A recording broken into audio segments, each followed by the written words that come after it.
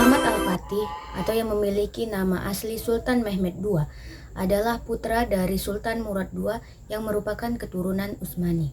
Sultan Mehmed II adalah pemimpin yang berhasil menaklukkan Konstantinopel, yang dimana penaklukan tersebut sebelumnya pernah dicoba oleh beberapa pemimpin seperti Muawiyah, Maslamah, Sultan Bayezid I, dan Sultan Murad II. Tetapi pemimpin sebelumnya gagal untuk menaklukkan Konstantinopel, sedangkan Sultan Mehmed II berhasil untuk menaklukkan Konstantinopel.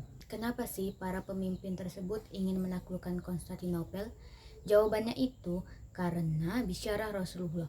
Abdullah bin Amr As berkata bahwa ketika mereka sedang duduk di sekeliling Rasulullah untuk menulis, seseorang bertanya kepada Rasulullah, "Ya Rasulullah, kota manakah yang akan ditaklukkan terlebih dahulu, Konstantinopel atau Roma?"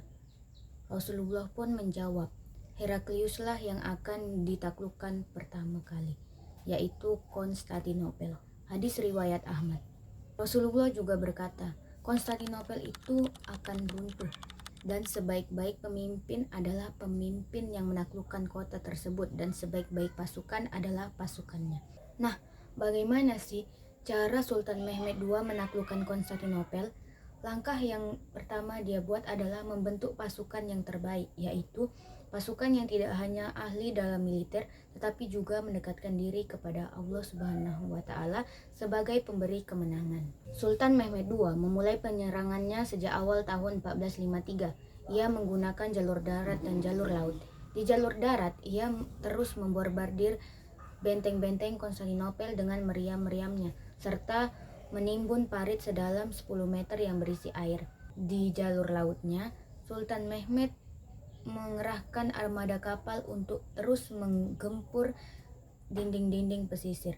Namun, Konstantinopel berhasil mempertahankan pertahanan mereka.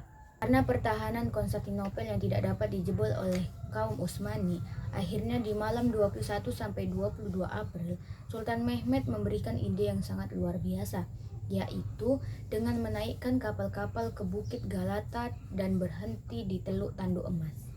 Setelah armada laut, Sultan Mehmed dapat menembus daratan Konstantinopel.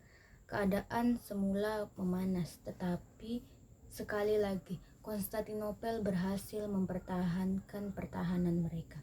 Situasi buntu ini mencapai klimaksnya hingga pada tanggal 29 Mei 1453, di mana Sultan Mehmed memutuskan untuk melakukan penyerangan akhir dengan tujuan mati syahid atau Konstantinopel jatuh di tangan mereka. Dalam penyerangan akhir ini, Sultan Mehmed menjadi pasukannya menjadi 3 gelombang, yaitu yang pertama pasukan Azab, di mana pasukan ini menjadi garda terdepan. Yang kedua itu pasukan Akinci dan pasukan Sipahi yang akan bergerak setelah pasukan Azab banyak yang meninggal dunia. Yang ketiga itu pasukan Yeniseri, pasukan yang sangat terkuat. Karena kegigihan kaum Utsmani, khususnya gelombang Yeniseri, akhirnya Konstantinopel berhasil diterobos masuk dan bendera-bendera Utsmani berhasil dikibarkan. Pada saat itu pula Konstantinopel berhasil ditaklukkan.